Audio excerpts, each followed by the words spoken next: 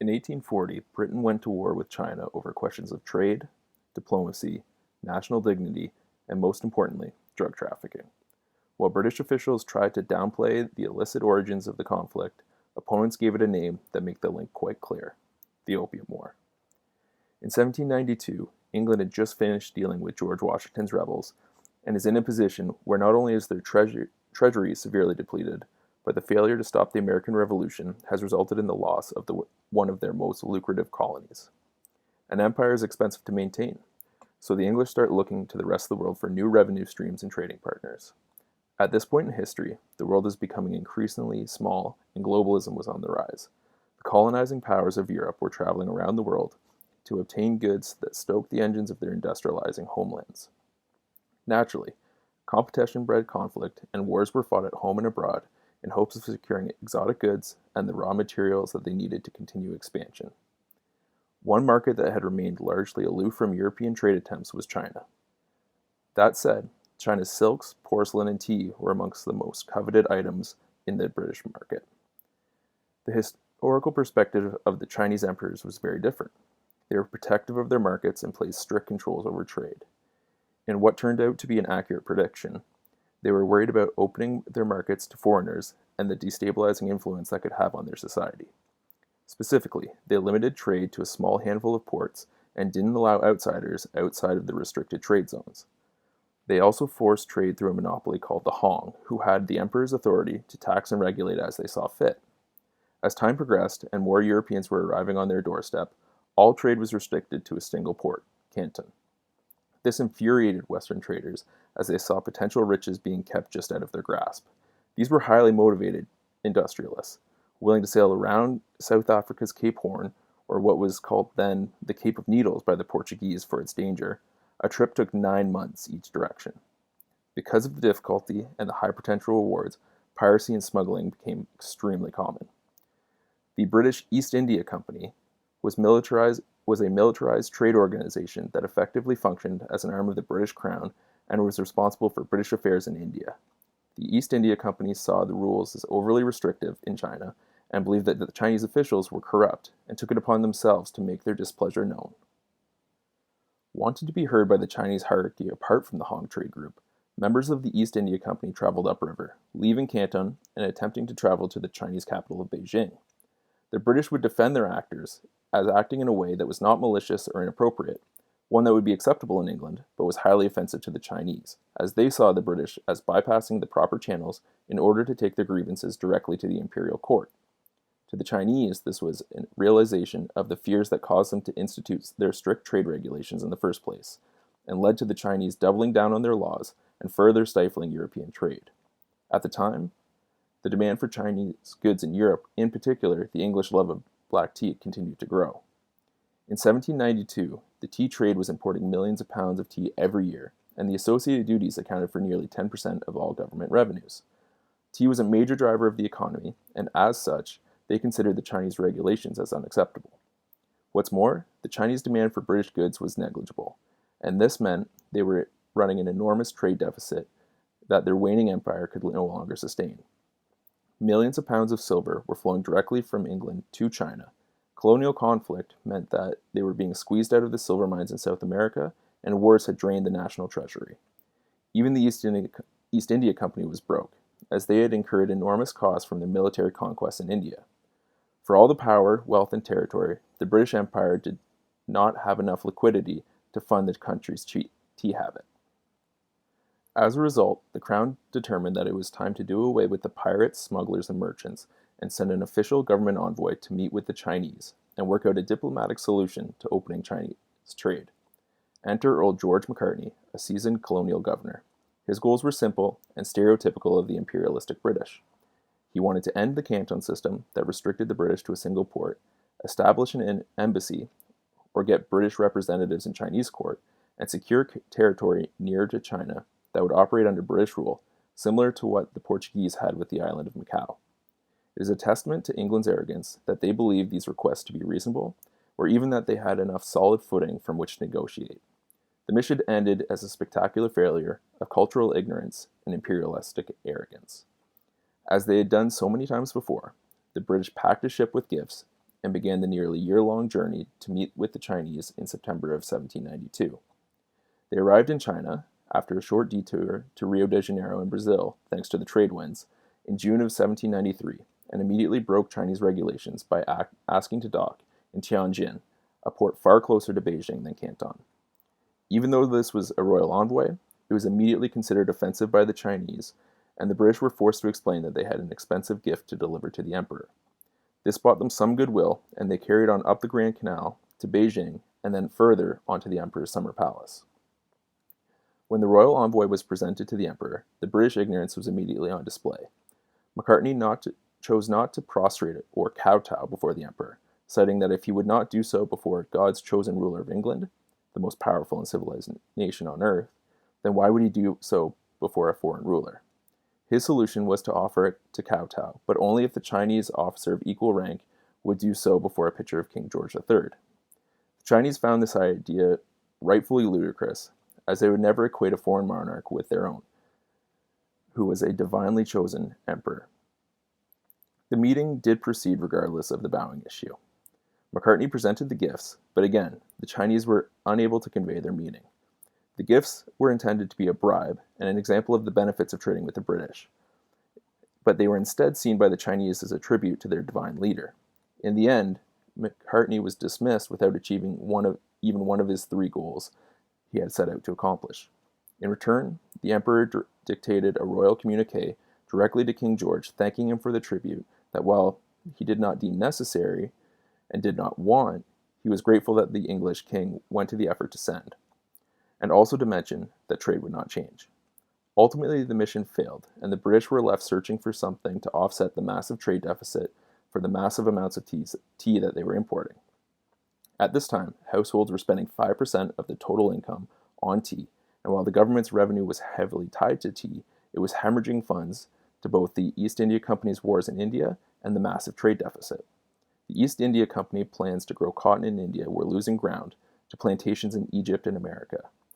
What did grow well in India, however, was poppies, and with poppies came opium. And with opium, the East India Company found its solution.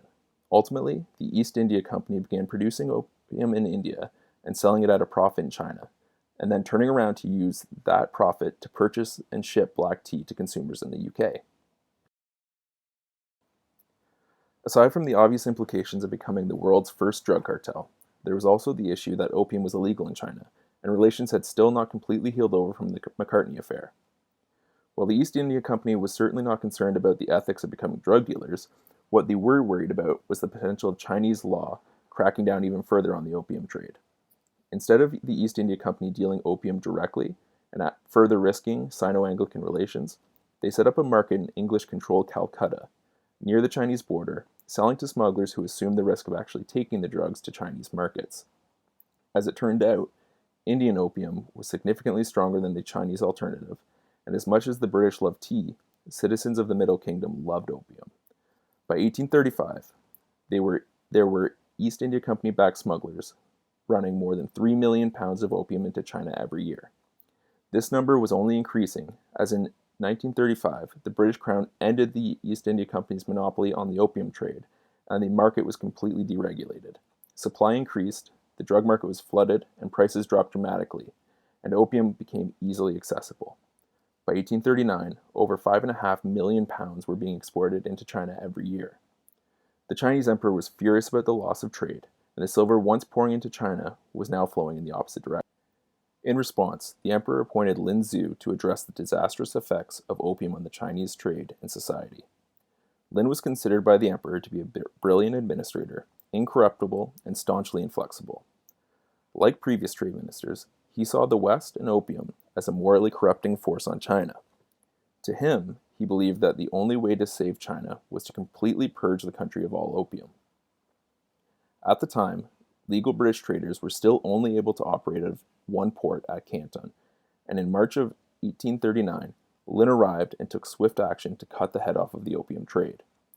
Thousands of British-backed smugglers were arrested, addicts were forced into rudimentary rehab centers, paraphernalia was confiscated and destroyed, known opium dens were shuttered, and then Lin turned his sights on the Western traders. This triggered the second royal communique from the Chinese imperial courts to the British sovereign. This time, it was an open letter from Lin Zhu to Queen Victoria, where he appealed to her conscience and begged her to see the damage that the opium was doing to the Chinese people. While it is likely that Victoria never received the letter, it was widely published in China. Not receiving a reply, Lin demanded the stores of opium be turned over. The merchants stalled, waiting for British intervention, and turned over some stores while keeping the bulk of the opium safely hidden in Cantonese warehouses. Lin gathered the city's forces and laid siege to the warehouses. Completely cut off, the merchants lasted a month and a half before eventually surrendering and turning over more than 21,000 chests of opium to the Chinese authorities. For the next 23 days, Lin burned the opium with lye. The amount of money the drugs represent is astonishing. This was the equivalent of Lin setting fire to approximately $5 billion and immediately rendered the British merchants impoverished and unable to afford necessary supplies. There are some Chinese forces that report the British were offered tea in exchange for the opium, but these are widely disbelieved, as there is not a single record of British merchants being paid while the caches were being destroyed. The local British superintendent did promise the merchants would be reimbursed by the Crown if they left peacefully and did not cause a conflict. These offers, however, were denied by the Crown, and the outcry over the British-owned goods being destroyed by the Chinese continued to grow. At the same time, drunken British sailors wandered into town and beat a local man in Canton to death, and Lin Zhu demanded the execution as recompense. The same superintendent who offered the reparations to the British merchants, named Captain George Eliot, who was recorded to have disliked the opium trade, offered a reward for their capture and paid reparations to the murdered man's family. The criminals were tried, and he invited Lin or other Chinese officials to bear witness. The men were sentenced to hard labor. The sentence outraged Lin, and the rigid and callous Lin felt as if it did not do enough to prove that non-citizens were not above Chinese laws. In response, he cut off supplies to the British and ordered the Portuguese to eject all British from Macau. All of this was done in the name of ridding China and their British drugs forever. The British retreated to what is now Hong Kong, and the food crisis continued to worsen. Tensions finally boiled over when a ship sent to gather supplies from mainland China was raided and boarded by Chinese junks. The British were not only undeterred, they doubled down on their efforts to open China's borders to Western traders. The Chinese were allowing for British merchants to dock in Canton, but those who did were required to sign a bond that they would not sell opium and that all crew members were bound by Chinese laws while they remained. In response, the British barred all trade with China and proceeded to set up a flotilla at the delta to the Canton River to enforce the ban. On November 3, 1839, the blockade chased off a British merchant ship, firing their cannons over the fleeing ship's bow. In response, the Chinese admirals stationed at Canton ordered all fire ships and junks in the harbor to defend the ship turned back by the blockade.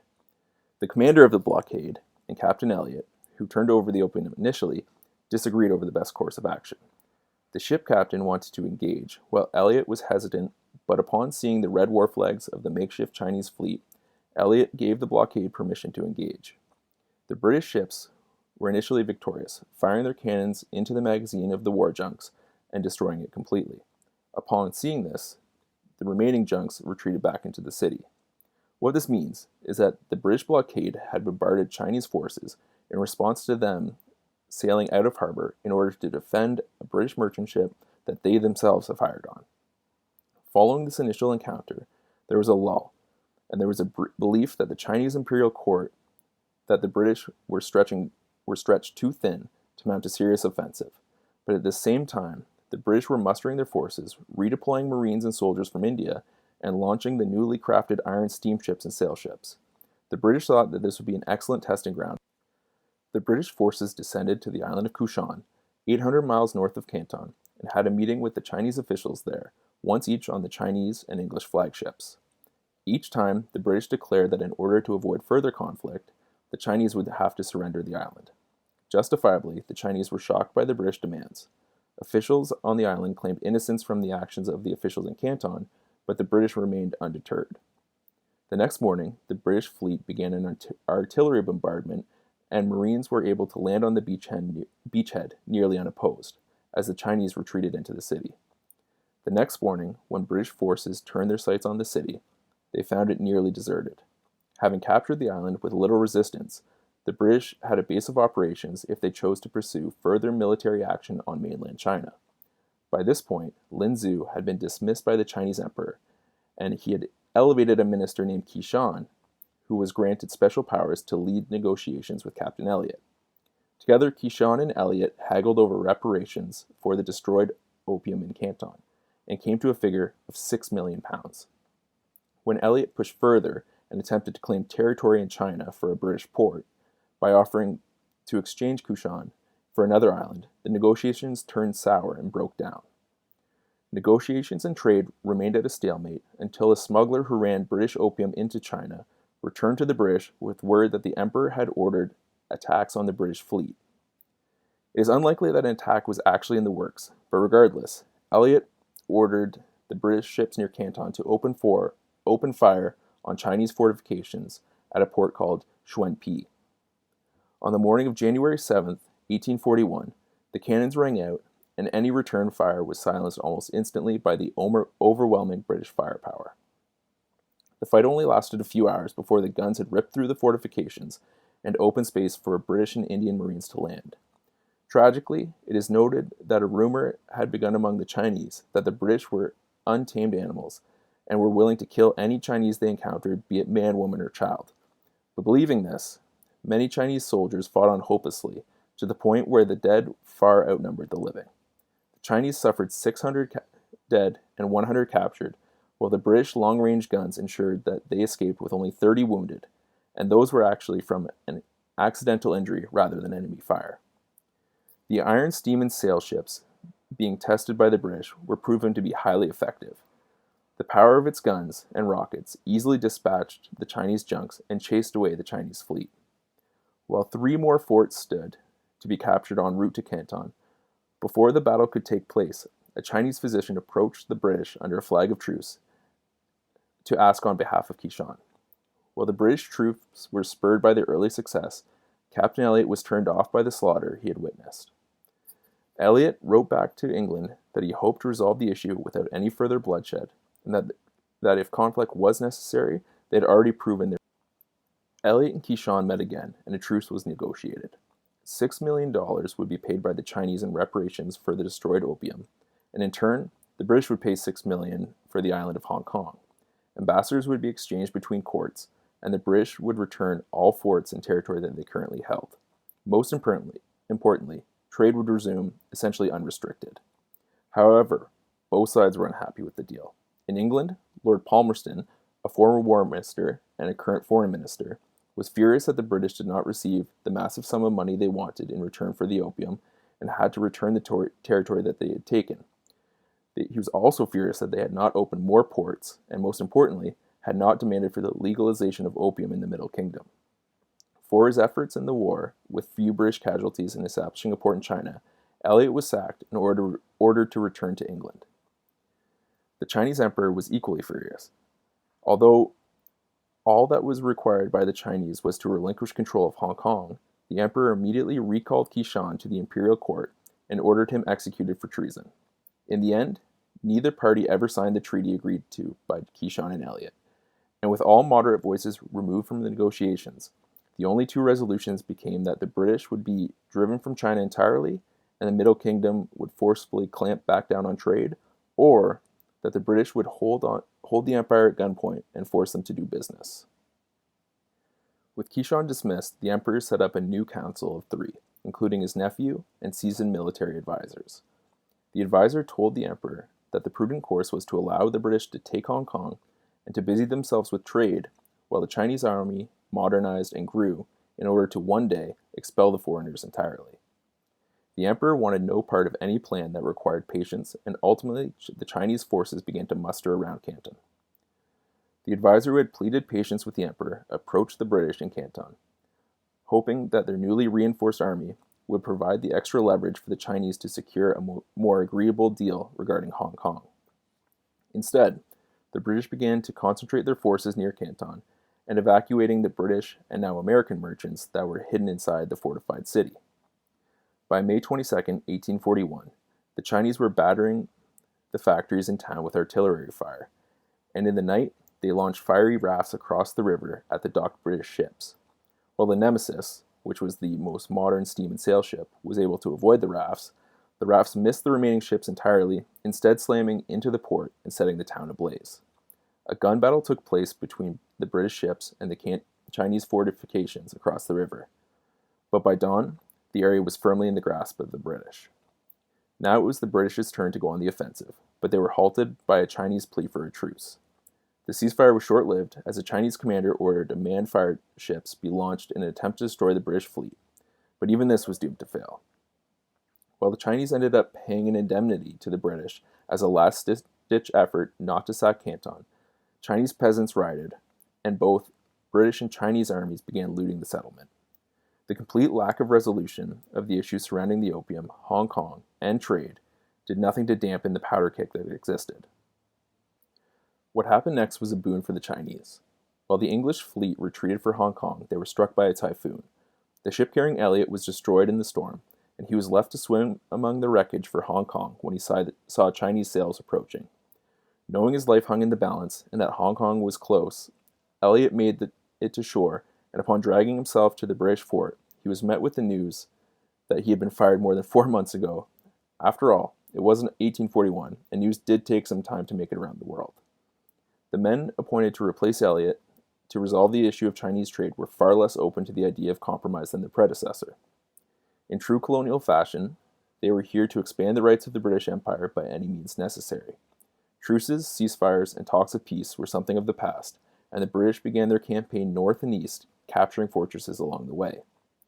The Chinese viewed each fortress as a direct assault on the emperor in Beijing. Each Fulton citadel was another jumping-off point that the British now held, getting ever closer to the capital. This time it was clear that there would be no returning land, that there would be no giving back territory unless all British demands were met. The island and fortresses were being held hostage, and would not be relinquished as a sign of good faith or as a part of any agreement to reach a peace. They would only be returned if the Chinese agreed to pay the ransom that the government back in England demanded. As they took fortresses, the British did notice something strange. In every fort they took, next to the cannon and in the guard towers, they would find opium pipes. The Chinese resistance was weakened by the very drug that they were fighting to keep out of the country. Examining Chinese records, it is now clear that the Chinese army was an army of addicts, all the way from the officers to the enlisted men. By contrast, the British were a mixture of discipline and severity. The new British commanders saw themselves as the civilized force in the conflict, and forbade looting on the pain of death. They prevented their soldiers from cutting off the captured prisoners' braids as trophies, something that was typical at the time. This changed, however, when one of their soldiers was kidnapped and beaten during a resupply mission. They had no hesitation, burning several of the nearby villages in retribution. As the winter of 1841 and 1842 passed, British retaliation to the Chinese resistance became even more brutal. Quote, "Many of the most barbarous things occurred, disgraceful to our own men," one officer confessed. By June 1842, Shanghai was taken, and in July, Xianqiang followed. These were seen as preludes of what was to come. The Manchu commander turned on the Chinese populace, illustrating the divides that would proceed to tear China apart for the next 60 years, meaning that one Chinese city had turned on the Chinese government. After securing Zhenjiang, the British moved on to Nanking for a battle both sides saw as decisive in the conflict. If victorious, the British would not have to seize the capital of Beijing, because Nanking stood the entrance to the Yangtze River, one that was the heart of China at the time. This was the main thoroughfare which all trade flowed to the capital, and if Chinese access to the Yangtze was interrupted, the capital would starve, and much of the kingdom would be thrown into chaos. Ultimately, the battle never arrived. The emperor finally began to realize that he stood little chance of victory, and if they lost Nanking, there would be no negotiation, only surrender. He sent an official to meet with the British, and while at first the negotiations stalled due to the inability of the official to make binding deals on behalf of his government, the lack of which the court in Beijing had taken advantage of in prior negotiations, the Chinese officials took advantage of cultural misunderstandings and attempted to delay as long as possible, all while under the imminent threat of an attack on Nanking. While the Chinese officially held Nanking, it was clear that they were out-leveraged at the negotiating table, and whose gunboats would impose their will if negotiations failed. And so, gunboat diplomacy was invented. The Chinese ended up conceding on nearly every point. The $6 million that Elliot had asked for now became $21 million that was requested and received. A number of new ports were opened for trade. The old Hong monopoly was abolished, and tariff rates were to be agreed upon rather than imposed by the Chinese government. The island of Hong Kong was ceded to the British in perpetuity, which lasted up until 1997, and British subjects would operate there under British law, completely independent of Chinese jurisdiction. Finally, the British consulates were to be established at every port. There were two areas in which the Chinese stood fast. Their anti-Christian feelings were so strong that the British refrained from even bringing up the idea of missionaries, and they refused to legalize opium. They remained unbowed to British pressure, and even though they had no power to prevent its sale, they steadfastly refused to decriminalize the drug. This would eventually be the cause of the Second Opium War, which played out strikingly similar to the first, but also included the majority of the colonial powers. The Opium Wars are unique, as it was not part of some long-term British imperial plan, and it didn't result from some inevitable clash of civilizations in search of land. In terms of historical significance, they are often seen as minor compared to the conflicts of the 20th century. However, as far as cause and consequence are concerned, the repercussions of the Opium War are still being felt today. Truthfully, there were many opportunities for history to take a wildly different path. The world would look completely different if Charles Eliot had not let his panic get the best of him when he so dramatically overreacted to Lin Zhu's threats, or if Lin Zhu himself had been more open to working with rather than against Eliot. Both hated the opium trade, but let nationalistic sentiment prevent peace. In the early 19th century, trade was the common language between China and Britain, but the British entitlement to what they felt was a, quote, good deal, drove the two sides to engage in a way that neither side was prepared for, and eventually led to conflict. A major historical consequence is that the two wars and the treaties that followed them go down in Chinese history as the unequal treaties, and began a period that was labeled by Mao's communist government as the century of humiliation. The following social unrest within China was the background for the Taiping Rebellion, which further weakened the imperial dynasty in China. The year 1839 is considered to be the beginning of modern Chinese history. While at the time they may have just been seen as part of a larger destabilization and realignment of the country as a whole, they have been seared into the Chinese consciousness, and to this day are conjured whenever dealings with the West take a turn for the worst. They are used as a milestone, a measuring marker for how far the country has come in the last 150 years, and as propaganda to remind everybody of the fact. The conflicts were a humiliation, exposing the hollowness of its claims to be the world's most powerful empire. They set it on a quest which continues to this day to rediscover China's strength. While the wars have perhaps the lowest casualty count of any of the conflicts that took place in the same era, they have a profound impact on global politics and the global understanding that remains to the current day.